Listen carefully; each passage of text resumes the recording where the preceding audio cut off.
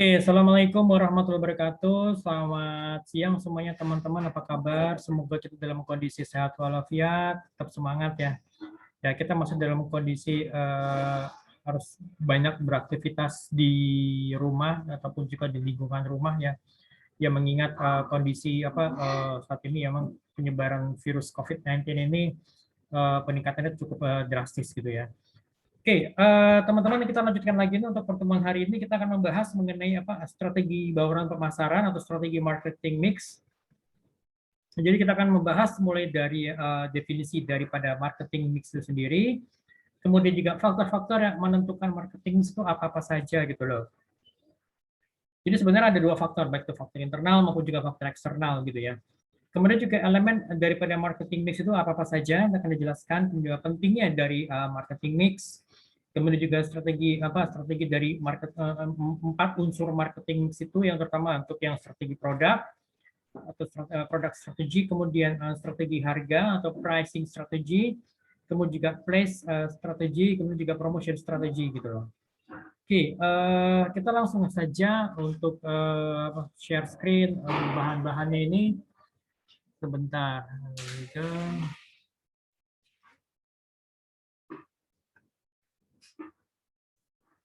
Oke, sorry.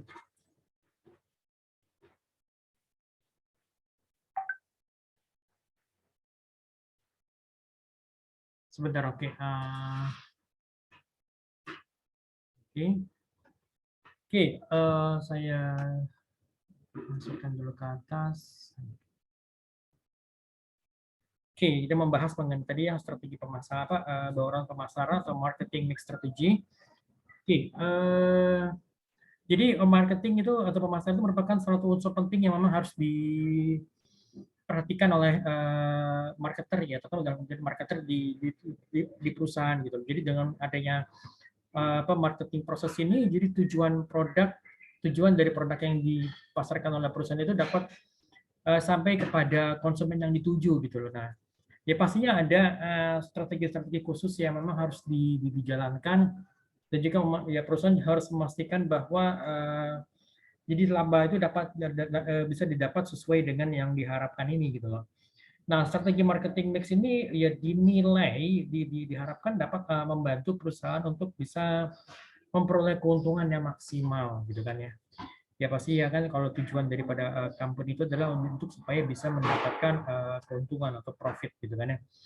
Oke, sekarang kita masuk kepada definisi dari marketing mix. Marketing mix atau bauran pemasaran itu adalah perangkat atau tools dari alat pemasaran yang sifatnya strategi taktis yang dapat dikendalikan, yaitu mulai dari unsur produk, harga atau price, promotion, promosinya, dan juga distribusi atau place yang dipadukan oleh perusahaan untuk dapat menghasilkan respon dari market yang diinginkan gitu loh.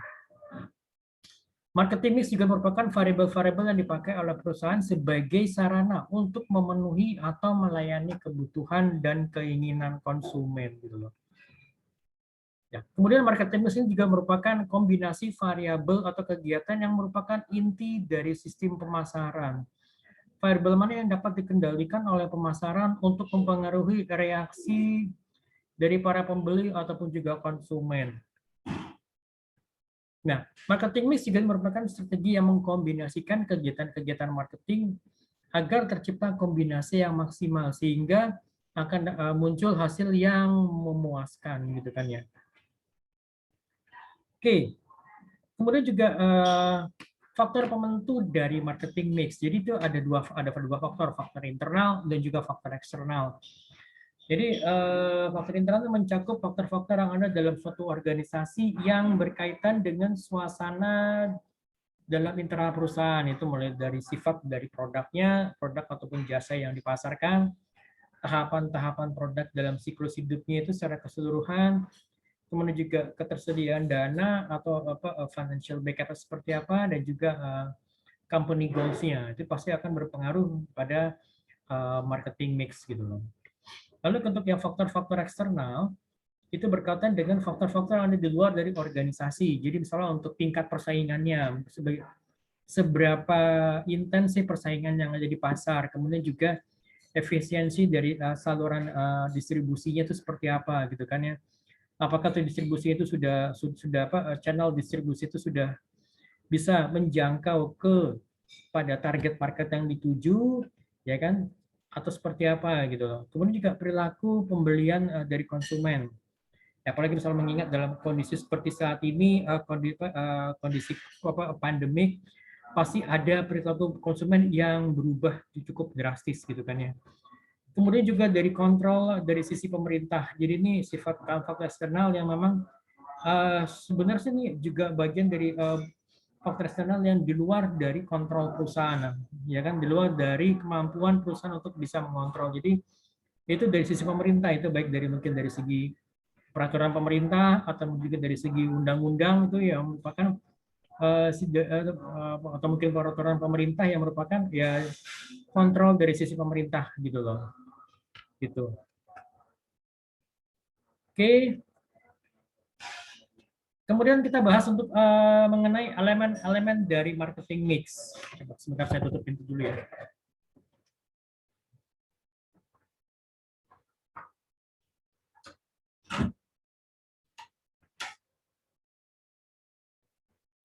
Oke.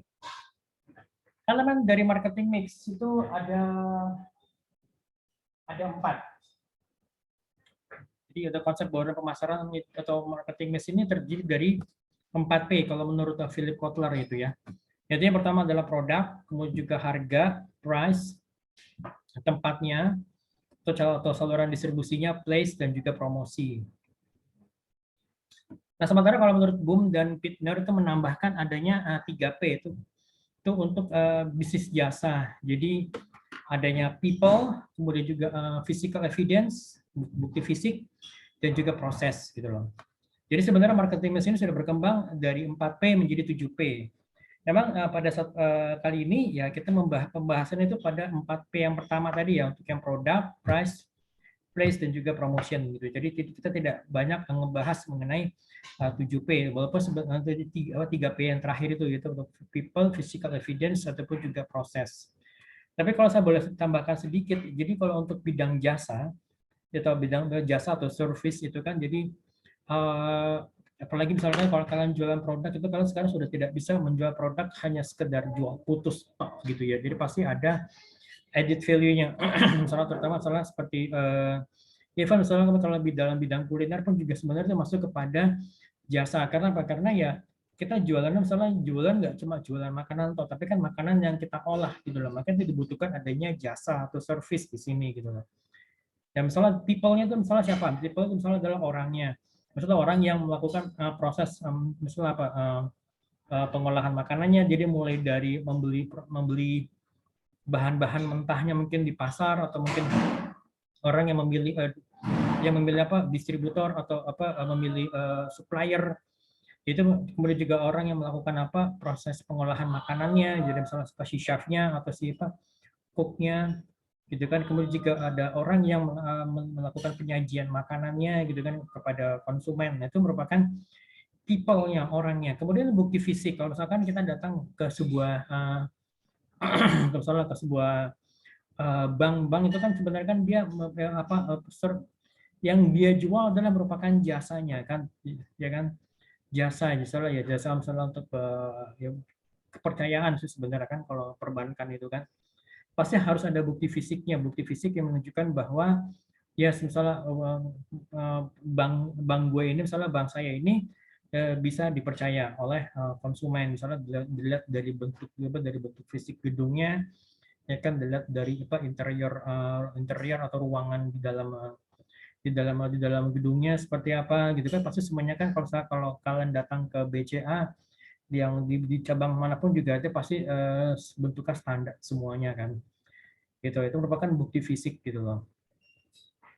Kemudian juga proses, ya kan, kalau di bisnis jasanya pasti ada yang namanya proses kan. Jadi kalau tadi balik kepada kuliner, ya pasti ada proses pengolahan makanannya gitu kan. Yang tadi makanan apa, yang tadi bahan-bahan mentah diolah menjadi misalnya bahan yang jadi yang diolah menjadi makanan yang siap saji gitu loh. Misalnya tadinya beras gitu kan, diolah misalnya menjadi nasi gitu kan, kemudian menjadi nasi kemudian diolah lagi menjadi misalnya nasi goreng, jadi nasi goreng ayam atau nasi goreng kambing, pasti kan ada tambahan. Selain dari beras, pasti juga ada misalnya sayur-sayurannya, kemudian juga mungkin apa potongan-potongan dagingnya, misalnya daging ayam atau daging kambing, ataupun juga misalnya tambahan yang lain, misalnya potongan cabenya. Nah, itu semuanya juga merupakan proses gitu loh. Nah, jadi seperti itu. Jadi yang namanya jasa, ya bisnis jasa atau service itu kan ya itu merupakan itu ya pasti dibutuhkan adanya orang, people, dibutuhkan adanya physical evidence dan juga adanya proses gitu loh. Even misalnya kalian makan makan nasi ya misalnya sekedar makan lontong gitu ya. Lontong sayur ya pasti tetap karena itu sebenarnya jasa. Tetap harus ada bukti fisiknya. Bukti fisik bisa jadi mungkin gerobaknya gitu kan ya. Gerobak yang mungkin yang mangkal yang mangkal bisa di pinggir jalan atau mungkin gerobak yang ada di food court gitu ya. Kemudian juga ada orang yang menjualnya gitu kan, ada orang yang mengolahnya, orang yang melayani pembeli, dan juga pasti ada proses pengolahan makanan yang tadi mungkin lontong ini dari pengolahan dari santannya, dari berasnya dibuat menjadi ketupat kemudian diolah bersama dengan yang dicampur dengan dagingnya, pasti ada daging mungkin daging ayam gitu kan, ada tambahan misalnya kulit sapinya atau kreceknya, semua seperti itu. Ini merupakan sebuah proses gitu loh. Oke, itu merupakan elemen daripada marketing mix. Nah, ada beberapa tambahan juga yang dijelaskan oleh Pak Hermawan. Sorry, ini sebab saya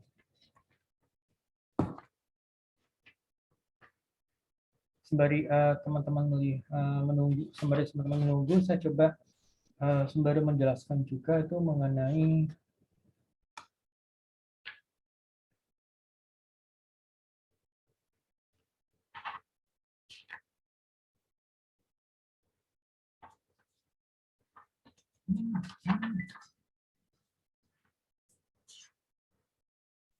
Oke, kita masukkannya kepada produk.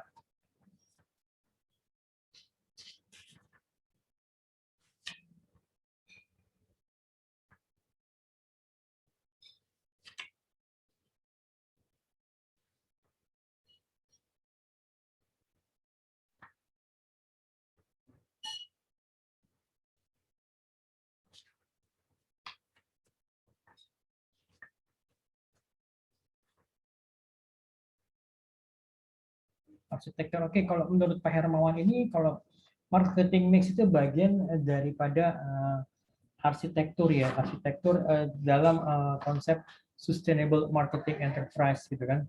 Ini yang sudah saya jelaskan di pertemuan sebelumnya. Oke, arsitektur, here we go. Arsitektur, oke.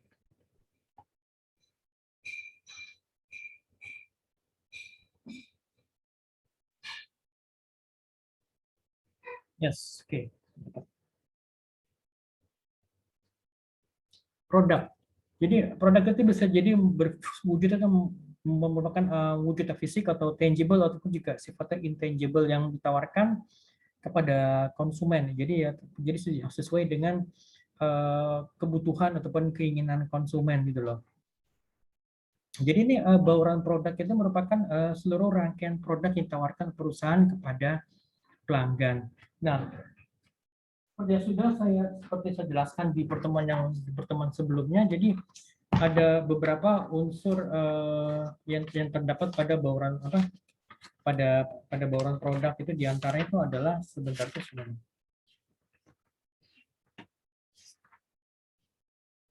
Produk itu misalnya dimulai dari selain dari ini rancangan fitur, kemudian brandnya, variasi produknya, kemudian juga kualitasnya, kemudian juga jasa yang ada di produknya itu, kemudian packagingnya, kemudian juga mulai dari juga desainnya gitu kan ya, kemudian ukurannya, kalau misalnya ada warranty-nya itu misalnya warranty-nya berapa lama, kalau misalnya ada jaminan untuk pengembaliannya, pasti itu dijelaskan berapa lama pengembaliannya. Misalnya kan kalau kalian mungkin membeli produk-produk elektronik, pasti ada jaminannya. Misalnya jaminan service selama 1 tahun, atau mungkin selama 1 tahun itu ada kerusakan, ya kalian tinggal bawa ke service center-nya, kemudian parts yang rusak itu kemudian diganti tanpa harus mengeluarkan biaya gitu kan ya. Kemudian juga misalnya Pak, ada jaminan pengembalian, misalnya kan dalam jangka waktu misalnya 30 hari, misalkan kalau terjadi kerusakan, ya udah unit yang rusak ini dikembalikan, kemudian ditukar dengan unit yang baru, gitu kan ya.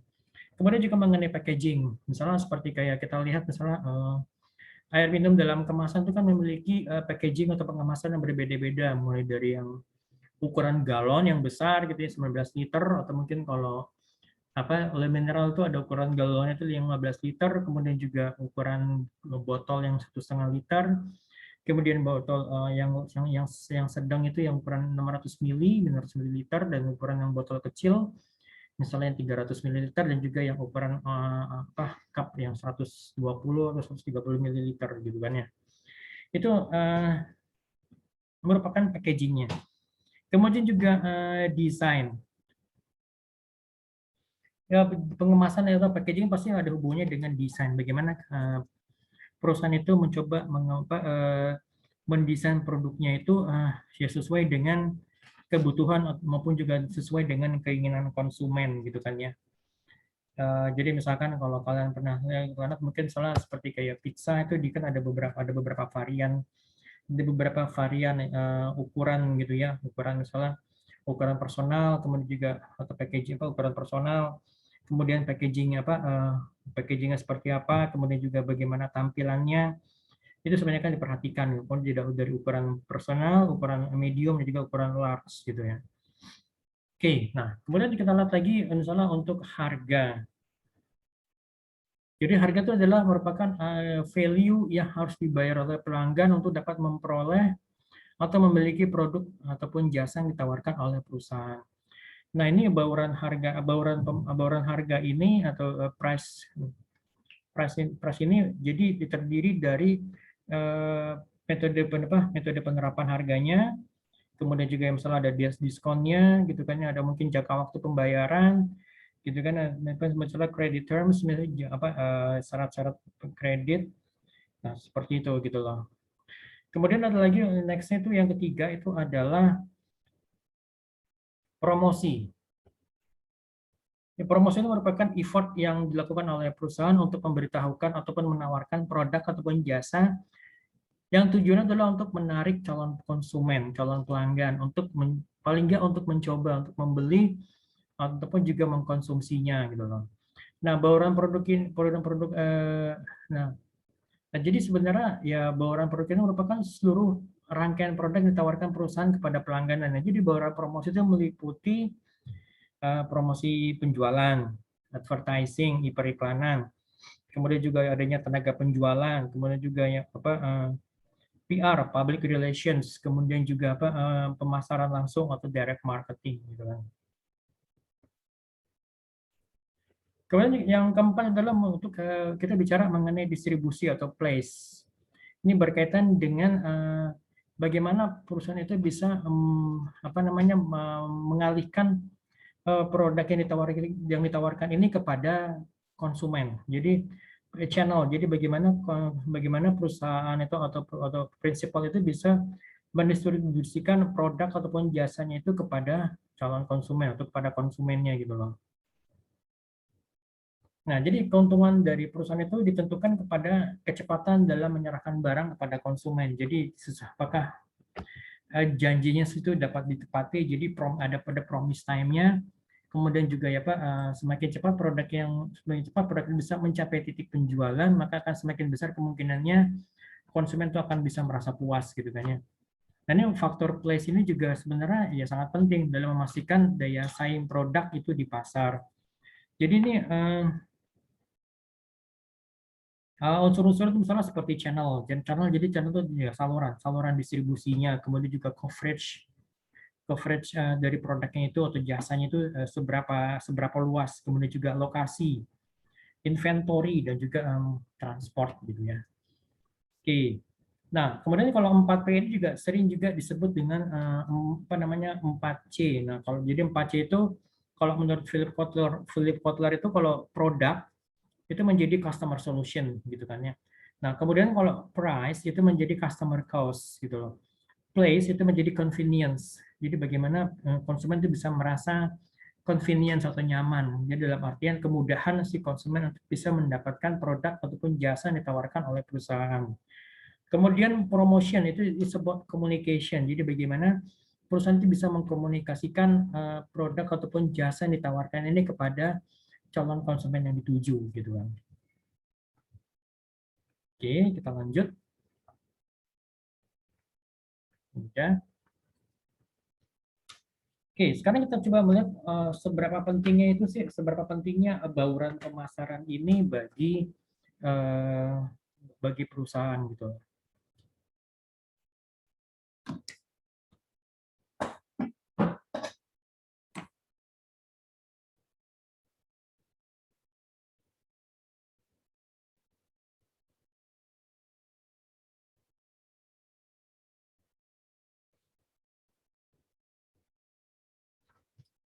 Oke, yang pertama adalah menciptakan sinergi. Jadi bauran pemasaran mulai dari unsur produk, harga, promosi, dan place tempat.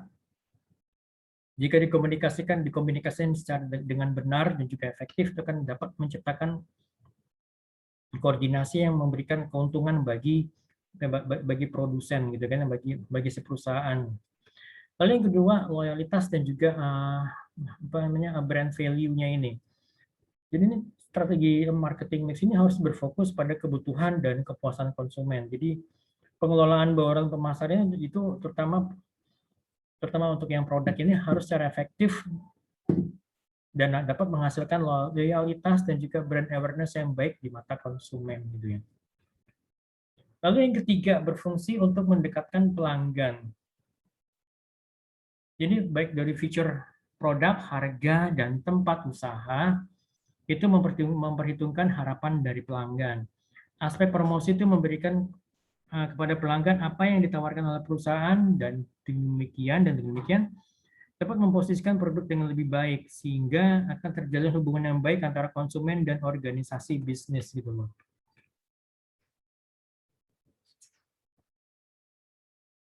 Oke.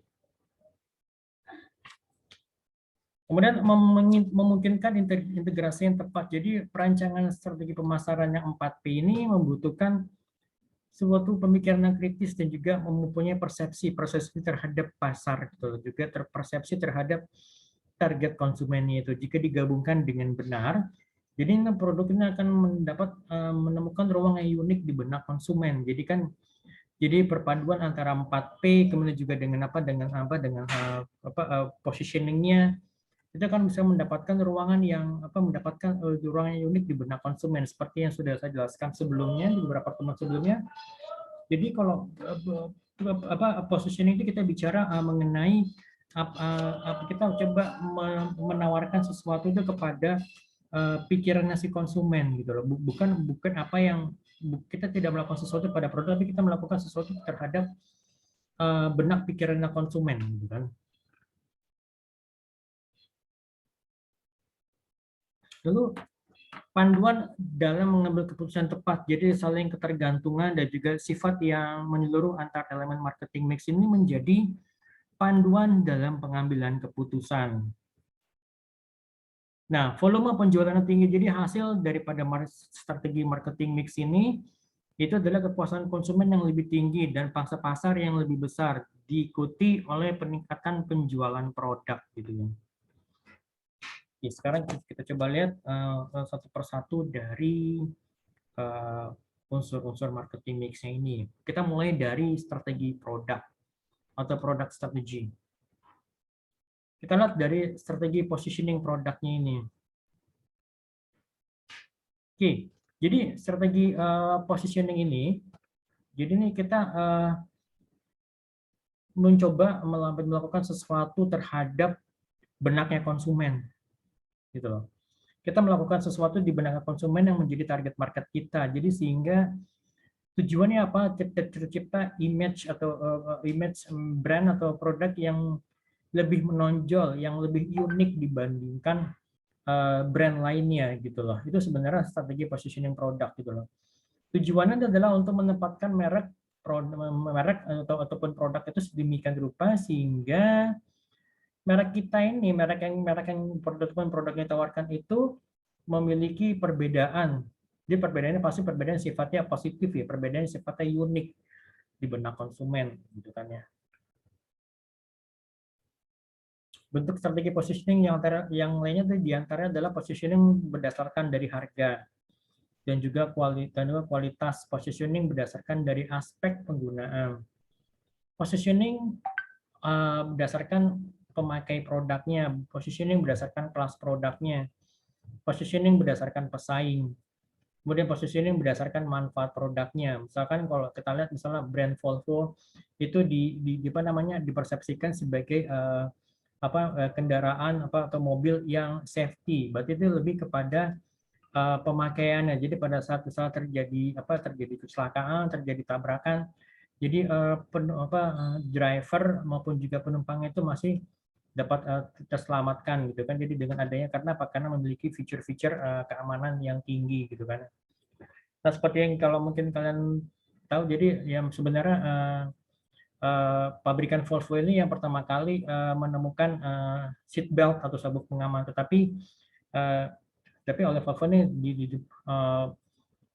Volvo ini mempersilahkan kepada pabrikan kendaraan lainnya, brand lainnya itu untuk menggunakan fitur keselamatan seat belt ini pada kendaraan mereka gitu loh, tanpa harus misalnya membayar royalti atau apapun itu. Nah, kemudian juga ada lagi misalkan seperti misalnya apa fitur SIPS. Jadi kalau misalkan kalau pernah lihat itu di kendaraan Volvo yang lama-lama itu ada stiker SIPS. Jadi Side Impact Protection Systems. Jadi itu merupakan proteksi side impact. Jadi proteksi yang diberikan kepada yang ada pada kendaraan ini apabila misalnya terjadi tumbukan dari samping. Jika mereka disebut dengan side impact. Jadi misalnya terjadi tabrakan dari samping, baik samping kiri atau samping kanan, jadi kendaraan sudah memiliki proteksinya sehingga sehingga apa? Sehingga penumpang itu masih dapat terselamatkan gitu kan ya. Kemudian juga misalkan strategi berdasarkan pesaing. Misalkan kalau Coca-Cola itu dia mengatakan bahwa the real thing gitu kan ya.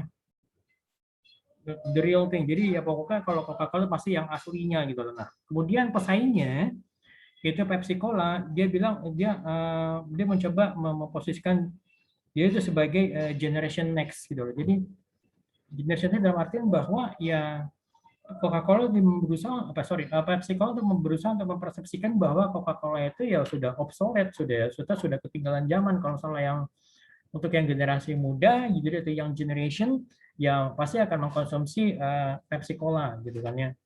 Gitu. Oke, kemudian untuk strategi repositioning produk. Strategi repositioning produk kita melakukan strategi untuk melakukan positioning ulang suatu merek produk di pasar sasaran. Jadi ada beberapa alasan dilakukan strategi repositioning ini. Di antaranya adalah pesaing yang masuk itu dengan positioning yang sama dengan produk perusahaan. Adanya perubahan preferensi konsumen atau terjadinya value migration gitu loh.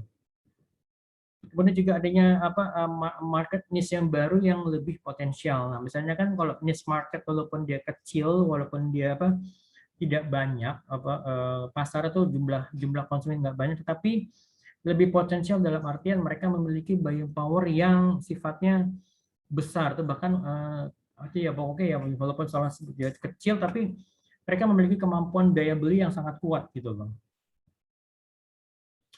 Lalu juga misalnya terjadinya kesalahan positioning merek produk sebelumnya.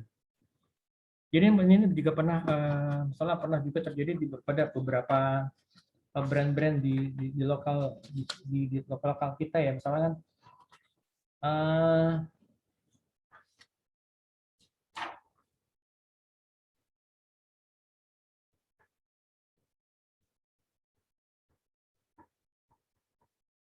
coba kita lihat di sini. Oke, sorry sembari saya coba review lagi bahan-bahannya.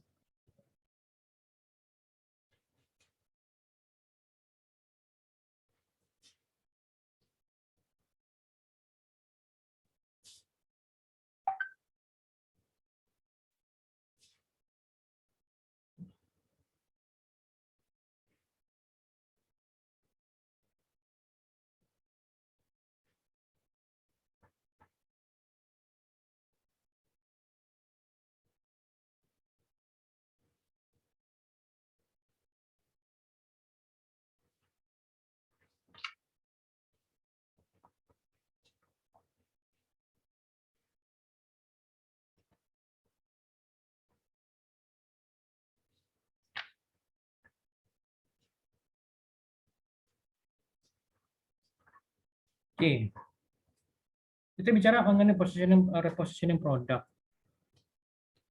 Ya, jadi memang apalagi misalnya dalam kondisi seperti apa, dalam kondisi seperti saat ini ya, di mana terjadinya migrasi atau perubahan apa secara mendasar dari apa preferensi konsumen dan juga dari perilaku konsumen yang ditandai dengan adanya apa 3D ya 3D atau di apa namanya disrupsi digital, kemudian juga disrupsi apa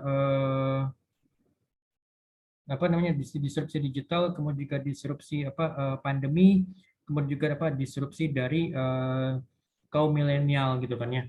Ini pasti akan memberikan pengaruh yang cukup besar bagi produk-produk gitu ya. Apalagi misalnya dengan ada digital disruption, berarti pasti ada perubahan perilaku konsumen dalam dalam perilaku pembelian. Kemudian juga disrupsi milenial juga pasti ada ada perubahan perilaku. Karena apa? Karena rata-rata misalkan kaum milenial itu misalnya mereka tidak lebih loyal gitu loh. Kecenderungan tuh mereka lebih gampang untuk switch produk dari produk ke produk yang lain gitu kan. Kemudian juga misalnya seperti apa namanya kemudian juga adanya kondisi pandemik ya, disrupsi pandemi ini pasti akan memberikan akan membuat perilaku masyarakat yang berubah, mungkin ya yang tadinya mereka kurang sadar terhadap kesehatan, maka mereka semakin lebih sadar terhadap kesehatan. Dan juga yang tadi mungkin masyarakat tuh misalnya lebih suka untuk mencari makanan di luar, tapi dengan kondisi pandemi seperti saat ini ya ya terpaksa ya harus misalnya memasak di rumah gitu kan ya, lebih banyak stay di rumah, stay at home, makan sering juga disebut dengan stay at home economy gitu loh. Yang tadi misalnya kalau misalnya bekerja ya pasti pergi ke kantor, meeting ya pasti meeting di luar kantor, pasti di luar rumah. Tapi dengan kondisi pandemi seperti saat ini ya semuanya berubah. Misalnya ya tadinya orang kalau kerja dari ke kantor, sekarang banyak mungkin orang bekerja di rumah gitu kan ya. Kemudian juga orang bekerja di rumah kayak dengan dibantu dengan adanya teknologi kan tadi, dibantu dengan adanya digital disruption tadi ini. Ya, kemudian juga tadinya misalnya meeting ya, harus secara fisik bertemu, tapi dengan adanya bantuan teknologi, dengan adanya Zoom meeting ya, ya bertemuan yang tidak harus secara fisik begitu. Pasti akan terjadinya repositioning produk gitu loh. Oke,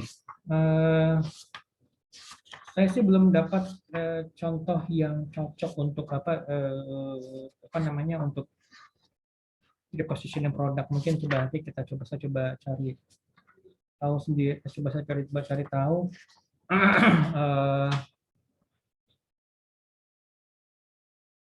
Ya paling gampang misalkan bagaimana sekarang misalnya industri media, baik itu media cetak ataupun media elektronik, seperti kayak TV itu kan sekarang sudah tidak banyak lagi berapa banyak sih viewernya kalau misalnya dibandingkan katakanlah misalnya satu stasiun TV tertentu dengan channel YouTube-nya siapa Atta Halilintar, kira-kira mana yang lebih banyak penontonnya, sedangkan kita tahu sendiri bahwa untuk untuk investasi daripada stasiun TV itu kan membutuhkan investasi yang tidak kecil gitu loh.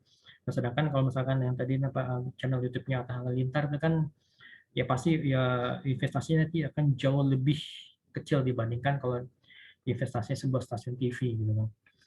Oke, kemudian strategi produk baru. Produk baru atau new product itu merupakan produk yang sebelumnya belum pernah ada atau produk yang sudah ada dan disempurnakan dengan atribut yang baru. Tujuan dari strategi produk baru ini adalah untuk memenuhi kebutuhan yang baru dari konsumen, memperkuat reputasi merek produk di pasar, dan juga untuk meningkatkan daya saing merek produk gitu ya. Bentuk-bentuk strategi produk baru misalnya apa? Modifikasi atau menyempurnakan produk yang sudah ada gitu kan ya. Produk tiruan atau imitasi baik yang sama persis maupun dengan beberapa modifikasi, produk yang benar-benar baru atau produk inovasi. Jadi misalnya kalau di sebelumnya saya pernah menjelaskan mengenai motor matic. Sebenarnya kan yang mencoba memperkenalkan motor matic di tanah air itu adalah sebenarnya brand Kymco yang dari Taiwan ya. Tapi sayangnya karena brand Kimco ini yang membuka pasar motor metik, yang mengedukasi masyarakat mengenai motor metik, tetapi yang menikmati hasilnya itu adalah Yamaha dan juga Honda gitu loh. Nah, tadi sebelumnya mungkin sebelum sama-sama angka sekali Yamaha tuh belum memiliki produk motor metik pada saat itu. Nah, kemudian si Yamaha ataupun Honda juga memperkenalkan produk motor metik ini gitu kan. Kemudian juga strategi desain produk. Strategi desain produk merupakan strategi yang berhubungan erat dengan desain ataupun model produknya ini. Itu model ataupun desain standar, desain yang khusus, ataupun customized design, dan desain modifikasi. Jadi standar dengan modifikasi khusus. Tujuan dari strategi desain ini itu saja untuk memaksimumkan market share gitu ya. Meningkatkan laba dan juga pasti meningkatkan penjualan. Jadi melalui perubahan model yang disesuaikan dengan keinginan pasar gitu loh.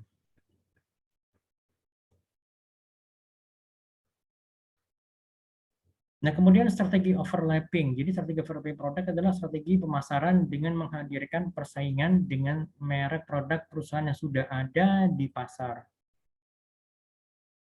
Jadi ini tujuan dari strategi overlapping ini adalah untuk meningkatkan volume penjualan dengan melayani segmen pasar yang lain. Misalnya contohnya seperti kayak kita mengenal ada yang brand Aqua.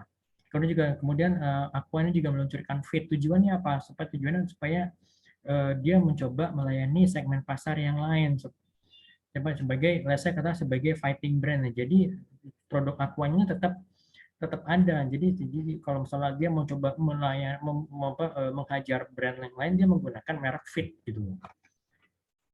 Oke, bentuk dari overlapping produk ini yang penggunaan merek yang berbeda dengan produk yang sama dengan kualitas yang kurang lebih ya kualitas sama, sebenarnya brandnya beda dia ya. Maksudnya kalau brand beda ya seperti Fit ya pasti dia ya kalau dia mau menghajar brand-brand air minum kemasan merek lainnya itu ya pasti tidak akan menggunakan brand Aqua tapi dia menggunakan brand lainnya gitu loh, misalnya brand Fit.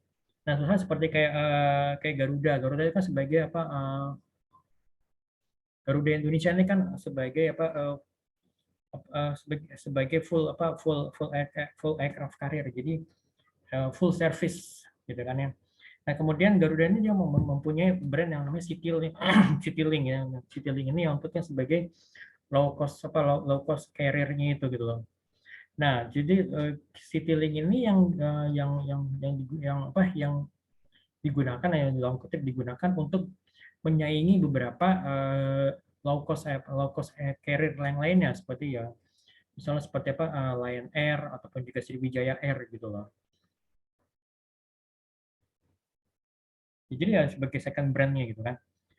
Nah, produk yang penggunaan produk merek produk yang sama, namun dengan label khusus yang menunjukkan bahwa merek produk tersebut memiliki misalnya dengan penambahan feature ataupun fungsi-fungsi tertentu. Begitu. Misalnya seperti kalau misalnya kita pernah lihat restoran, jadi ada restoran yang pizza yang memang khusus delivery dengan restoran pizza yang memang melayani makan cepat ataupun dine-in. Sebenarnya mereka berasal dari brand yang sama, tetapi mencoba melayani yang satu ini mencoba melayani segmen yang berbeda untuk segmen delivery atau segmen takeaway. Nah, seperti itu gitu loh. Oke, kemudian strategi lingkup produk. Strategi lingkup produk ini adalah strategi yang berhubungan dengan jumlah lini produk dan banyak item yang ada dalam setiap lini produknya ini. Jadi bentuk-bentuknya ini misalnya seperti strategi produk tunggal untuk mencapai skala ekonomis dan spesialisasi dengan melayani satu segmen pasar. Strategi multiproduk bertujuan untuk menjaga agar selalu ada produk yang eksis di pasar. Strategi system of products yaitu meningkatkan ketergantungan konsumen terhadap produk. Strategi multiproduk misalnya seperti kayak misalnya Pak yang Toyota dia mengeluarkan beberapa varian-varian gitu ya. Misalnya mulai dari yang kelas yang paling tinggi misalnya Toyota Alphard gitu kan ya. Kemudian juga misalnya Toyota Camry, kemudian juga misalnya Toyota Corolla Altis gitu kan ya. Kemudian Toyota Vios, kemudian juga misalnya Toyota Avanza, kemudian juga misalnya Toyota Rush, kemudian juga Toyota yang di bawahnya misalnya Toyota Ayla. Tujuannya apa? Supaya dia dia produknya Toyota ini bisa tetap eksis di pasar yang beragam gitu loh. Gitu kan. Walaupun sama-sama dijual di showroom Toyota, tapi segmen pasar individu itu berbeda-beda gitu kan. Kemudian juga strategi eliminasi produk. Jadi ini strategi untuk menjaga keberlangsungan perusahaan atau bisnis dengan memangkas atau melakukan treatment khusus terhadap produk lini tertentu. Contohnya apa? Misalnya harvesting. Jadi menaikkan harga atau menurunkan biaya secara drastis. Simplicity. Jadi strategi dengan melakukan penyederhanaan lini produk. Total line divestment strategy, jadi melepaskan lini produk secara keseluruhan, menghentikan sama sekali keseluruhan aktivitas produk. Jadi mungkin ada beberapa kali dengan kondisi pandemi seperti saat ini, di mana daya beli masyarakat yang menurun drastis, jadi ada beberapa strategi eliminasi produk gitu loh. Ya either dia naikkan harga atau menurunkan biaya secara drastis. Atau mungkin juga misalnya dengan melakukan penyederhanaan lini produk. Jadi produk lain itu benar-benar disederhanakan. Jadi tujuan apa? Supaya untuk menurunkan biaya gitu loh. Apalagi misalnya total line divestment strategy, jadi melepaskan lini produk secara keseluruhan. Jadi entah itu mungkin dijual kepada company yang lain atau benar-benar diberhentikan sama sekali gitu loh. Gitu kan. Oke, misalkan ya misalnya dengan dia melihat kondisi kemampuan keuangan masyarakat yang daya beli yang semakin menurun. Misal contohnya seperti di tahun 98 itu ya kan dijual misalnya minuman kemasan yang dalam bentuk saset yang memang saset itu memang kemasan saset itu masih belum familiar gitu kan, tetapi justru karena dengan adanya kemasan saset ini ya justru perusahaan yang menjual misalnya minuman energi dalam kemasan sachet ini dia bisa bertahan bahkan bisa meraup untung yang besar gitu kan ya. Nah jadi seperti itu jadi simplicity gitu loh. Jadi ya udah dalam kemasan saset aja itu kan juga pasti ya dijual ya murah kan masih sangat terjangkau oleh konsumen gitu. Misalnya nggak kerasa kan dia harus mengeluarkan duit seribu rupiah atau 2.000 rupiah setiap hari itu kan sama sekali tidak terasa gitu loh.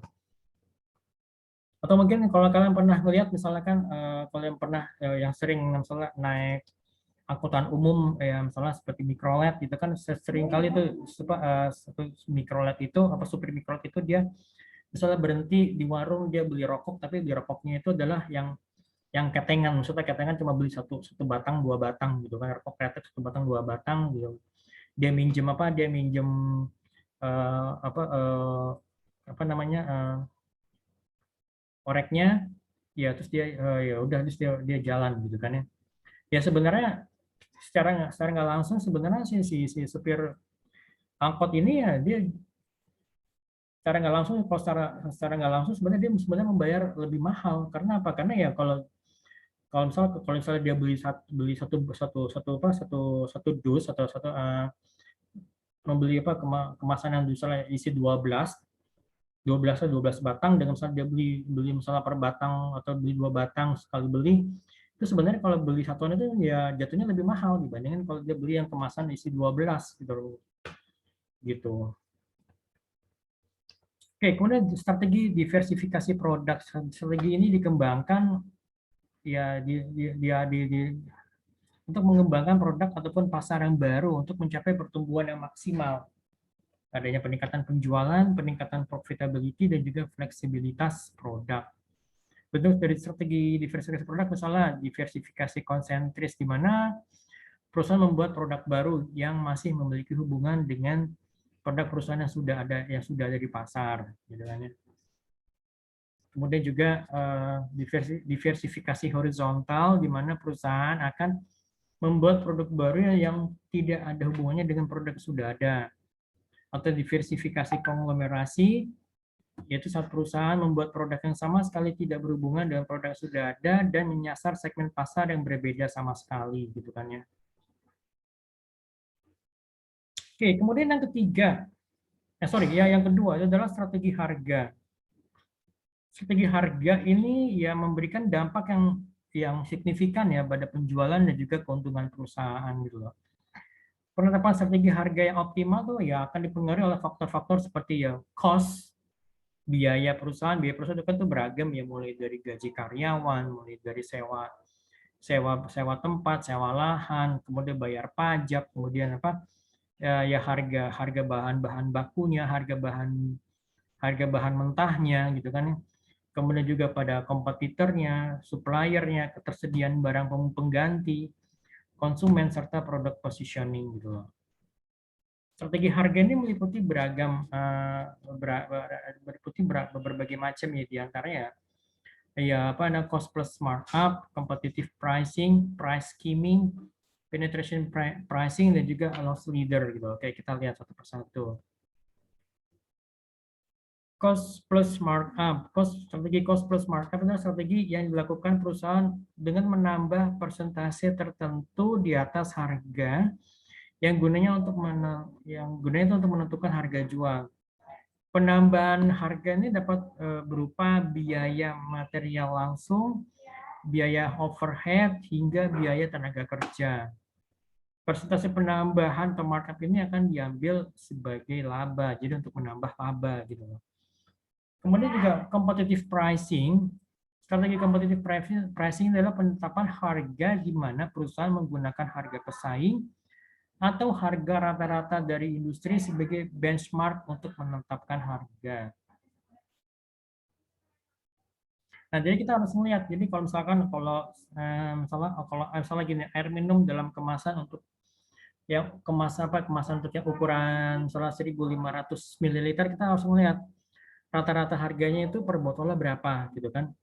Nah, jadi kalau misalkan ya kita mau meluncurkan produk, kita mungkin harganya ya kurang lebih ada di harga rata-rata pasar, atau mungkin mau coba agak di bawah harga rata-rata pasar gitu loh. Jadi itu kan harga di atas rata-rata pesaing, harga yang setara, atau harga di bawah rata-rata pesaing. Itu pasti akan memberikan dampak yang berbeda gitu loh. Nah, kemudian strategi price skimming, strategi penetapan harga di mana kita sebagai penjual produk di harga tinggi pada awalnya, kemudian kita menguranginya. Kita coba menurunkan harganya seiring dengan berjalannya waktu gitu loh. Tujuan dari strategi ini adalah untuk menghasilkan laba dengan cepat sebelum pesaing masuk ke pasar dan mulai menekan harga gitu loh. Gitu kan. Jadi misalnya kita masuk jebret, misalnya dengan harga yang tinggi, kemudian kita coba turunin harganya pelan-pelan gitu kan. Jadi sampai pada titik di mana ya jadi pesaing ini merasa kayaknya kok harganya hampir mirip atau nggak beda jauh gitu loh, gitu kan. Kemudian penetration pricing, strategi penetapan harga di mana perusahaan menetapkan harga rendah pada awalnya dan dengan secara perlahan harganya coba dinaikkan gitu. Nah, tujuannya itu adalah untuk penetrasi pasar, untuk mendapatkan pelanggan sebanyak mungkin dan secepat mungkin. Jadi ini kebalikan dari strategi tadi skimming. Kalau tadi strategi skimming itu adalah tujuan untuk bisa untuk mendapatkan laba. Kalau di sini penetration pricing ini tujuannya adalah untuk bisa mendapatkan pasar, mendapatkan konsumen gitu loh. Lalu yang kelima, loss leaders. Jadi ini merupakan strategi di mana perusahaan menetapkan harga jual di bawah biaya rata-rata dan perusahaan ini bersedia untuk menanggung kerugian. Tujuan utamanya adalah untuk mengeluarkan pesaing dari pasar. Nah, jadi supaya untuk menghancurkan pesaing, jebret, jadi pesaingnya itu dihancurin dulu, jadi kalau pesaingnya udah hancur baru ini harganya dinaikin pelan-pelan. Jadi kalau pesaingnya hancur berarti kan produknya ya udah nggak ada lagi di pasaran, sehingga akhirnya apa? Perusahaan bisa menguasai pasar. Jadi terciptalah monopoli di sini gitu kan. Loss leader ini jadi strategi di mana perusahaan ya ini tadi udah ya nih. Kemudian strategi tempat. Jadi ini untuk place strategy. Jadi tempat ataupun lokasi merupakan salah satu faktor penentu keberhasilan bisnis perusahaan. Jadi place ini juga merupakan segala kegiatan penyaluran produk berupa barang maupun jasa ataupun dari produsen kepada konsumen. Bentuk strateginya adalah dengan memilih tempat atau lokasi yang strategis, dekat dengan kegiatan industri, dekat dengan pusat-pusat perkantoran, pusat bisnis, tepat atau mungkin jadi lokasi yang sering menjadi kunjungan konsumen. Jadi misalkan kalau kalian misalnya mau coba membuka restoran atau membuka misalnya apa toko, ya pasti akan mencari lokasi yang berada misalnya di pinggir jalan besar. Apalagi misalnya jalan besar dua arah gitu kan, itu bisa dibantu kan pasti strategis, walaupun sebenarnya harga sewanya atau mungkin harga jual tanah per meternya tinggi di situ kan dibandingkan kalau di lokasi yang agak masuk di belakang atau yang mungkin ada di jalan di gang gitu loh. Jadi tetapi juga kita juga bisa perusahaan juga bisa menggunakan website untuk menjangkau lebih luas atau lebih banyak konsumen. Jadi optimalisasi saluran distribusi ini ya dengan kita bisa mengoptimalkan saluran distribusi ya kita bisa menjangkau konsumen dengan lebih mudah gitu kan. Oke, kemudian strategi promosi ini bukan price strategi tapi ini promotion strategi ini dia salah dari slide salah ketik jadi mungkin karena copy paste tapi lupa ganti di sini. Ini sebenarnya promotion strategi. Jadi strategi promosi merupakan kegiatan perusahaan untuk mendorong penjualan dengan mengarahkan komunikasi tujuan apa supaya meyakinkan kepada calon pembeli atau calon konsumen atau para pembeli gitu kan. Strategi promosi merupakan rencana untuk penggunaan yang optimal dari elemen-elemen promosi, mulai dari periklanan, advertising, kemudian public relations, kemudian apalagi personal selling, gitu kan, kemudian juga sales promotion gitu loh. Nah, strategi promosi ini meliputi beragam, mulai dari strategi promosi periklanan, sales promotion gitu ya, direct marketing, public relation tadi, kemudian juga publisitas, jadi maupun juga misalnya personal selling gitu loh. Nah, kita lihat satu persatu nih. Promosi penjualan. Jadi strategi ini dilakukan oleh perusahaan dengan menggunakan media tertentu yang berbentuk komunikasi impersonal yang sifatnya satu arah one way communication, serta menggunakan jasa yang dibayar, misalnya umbul-umbul atau misalnya baliho gitu kan ya, atau mungkin spanduk gitu kan. Spanduk itu sifatnya kan one way communication gitu loh. Tujuannya adalah untuk membangun kesadaran awareness terhadap produk ataupun jasa yang ditawarkan, menambah pengetahuan konsumen mengenai produk atau jasa yang ditawarkan, kemudian juga membujuk calon konsumen untuk membeli atau menggunakan produk maupun jasa. Membedakan diri perusahaan yang satu dengan perusahaan yang lain. Gitu loh. Lalu yang kedua, strategi promosi penjualan. Waalaikumsalam.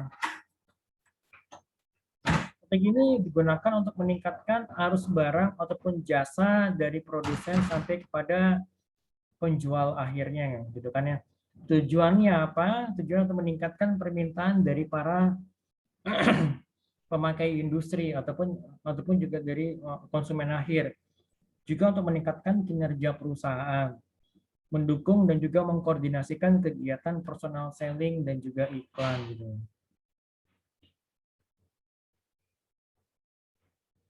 Bentuk-bentuk strategi adalah mulai dari customer promotion. Jadi mendorong pelanggan untuk membeli, kemudian trade promotion, mendorong pedagang atau pedagang grosir, pengecer, eksportir ataupun importir untuk memperdagangkan barang dan jasa dari para sponsor dari produk kita. Sorry. Kemudian juga sales force promotion memotivasi armada penjual. Business promotion jadi memperoleh pelanggan baru, mempertahankan direct kontak kita, memperkenalkan produk baru, menjual lebih banyak pada pelanggan lama.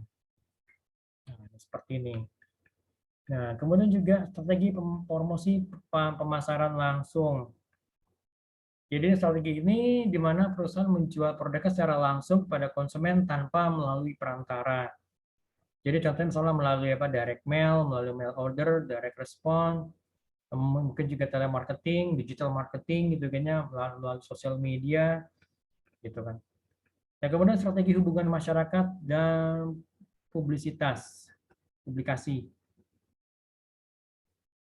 Jadi ini strategi itu menitik beratkan pada penciptaan hubungan, relationship dengan pihak yang berkepentingan terhadap perusahaan, stakeholder dalam pemasaran produk gitu ya, baik itu untuk kepada konsumen, kepada masyarakat sekitar, kepada misalnya pemerintah, government, kemudian kepada distributor, kepada supplier, itu juga kepada pemegang saham. Jadi ini bentuk strateginya itu melalui press relations, product publicity, corporate communication, ataupun juga lobbying misalnya kepada government, juga kepada supplier gitu, karena juga kepada pihak-pihak lain yang berkepentingan. Jadi ini strategi publisitas ini merupakan pemanfaatan nilai-nilai berita yang terkandung dalam sebuah produk untuk membentuk citra produk atau citra perusahaan yang lebih baik gitu ya. Publisitas dapat memberi informasi yang lebih banyak dan lebih terperinci mengenai keunggulan dan juga image dari produk gitu kan. Itu. Oke, dari saya semuanya bahan-bahannya sudah selesai. Kalau misalnya ada yang mau ditanyakan dari teman-teman, silahkan bisa ditanyakan kepada saya ataupun juga kepada kepada saya melalui WhatsApp atau mungkin juga WhatsApp Japri atau di grup juga monggo silahkan. Itu aja dari saya, sekian. Kita ya, terima kasih banyak teman-teman semuanya. Assalamualaikum warahmatullahi wabarakatuh.